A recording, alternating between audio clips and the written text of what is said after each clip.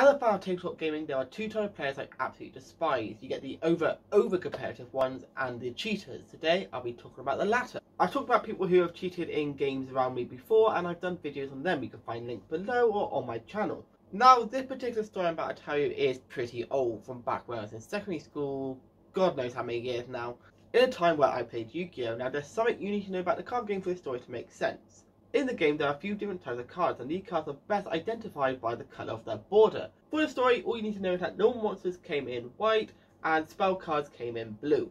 In this school, I am one of the best Yu-Gi-Oh! Players, solely because everyone else is really bad at the game, but we weren't competitive, it was all casual, enjoyable fun. Now let me set the scene. I am sat there opposite my opponent, who, for this sake, I will call Zed, and his friend, who I shall call B, was sat next to us.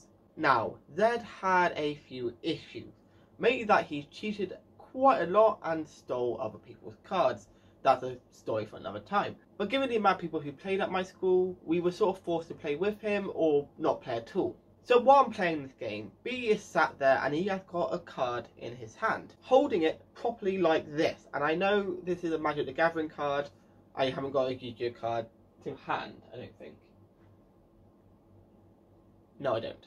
So he got it tucked up like that, and during my opponent's turn, I decided to ask, what is that card you're holding? Oh, you don't need to know, it's a secret, I'm not telling you. Okay, that's fine, I don't see why you won't tell me. Oh, it doesn't really matter what I'm not telling you. And honestly, like, you think I'm playing it up, he was really like that. He was very aggressive, he was very defensive, and he was very stupid, I'm not gonna lie. But I caught something, which was the corner of the card on this side, which was blue.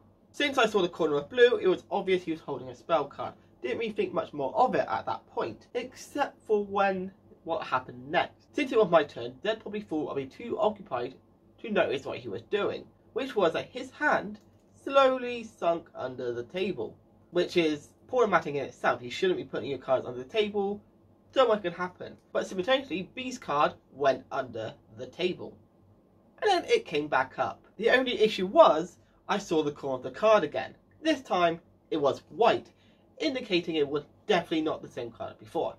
Then during Zed's turn, by I guess believing in the heart of the cards, he was able to play the perfect blue bordered spell card. Now you might think he just got lucky and just so happened to draw the perfect card, except for one slight factor. With his hand out like this, and he draws a new card, he then plays this card. Clearly not the card he just drawn. And the fact is, if he had the card the previous turn, he would have used it. And if you play Yu-Gi-Oh! You'll know that that card is pretty powerful. At least back in the day when we played it and we didn't really follow the ban list. And since he played the card, he was able to win the game, which is frustrating enough knowing that I would have won the game if he didn't cheat. But the issue came in afterwards with his bragging. The fact is, he knows that he didn't win fair and square. He knows that he got his friend to help him cheat.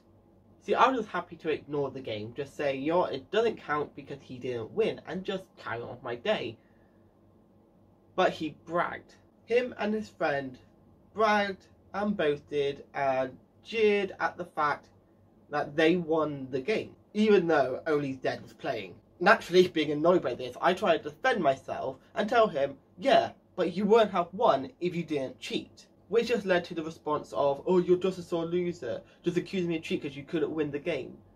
And trying to tell him what I just told you about the card in his hand, just denying it all, giving them more opportunity to brag and boast and call me a sore loser. And it was the most frustrating things, because the person who cheated, yeah, in their mind they won the game, but no one's had fun. Nobody sees it that way except for them. And they will refuse to admit otherwise. Now, if there was a £10,000 prize on grab and he cheated, I could understand. You know, there is an incentive there to win, to make sure that a victory is achieved. But this is a casual game in the library at school. Stakes of victory are not there. It is completely unnecessary to go out your way to be the winner, because it's not going to matter. And he also robbed himself the opportunity to improve, because he was genuinely a really bad player who did not know how to build a deck to save his life. Now, a lot of us who played Yu-Gi-Oh! We helped each other. We looked at each other's decks and we did what we could to help each other improve. We did trades and talked about it, and he wasn't involved in any of that because he cheated. So he, in his mind, always won the games, at least when he was able to cheat. But in the end, everybody got quite tired of his nonsense and just basically refused to play with him, because nobody was enjoying games with him, funny enough. But thank you very much for watching. If you enjoyed this video, please let me know in the comments by liking, sharing. Go to my Instagram, Facebook, Twitter, TikTok, all links that are in the description. And if you want more stories like this, please let me know. Until I see you next time, take care of yourself, take care of each other, and bye for now.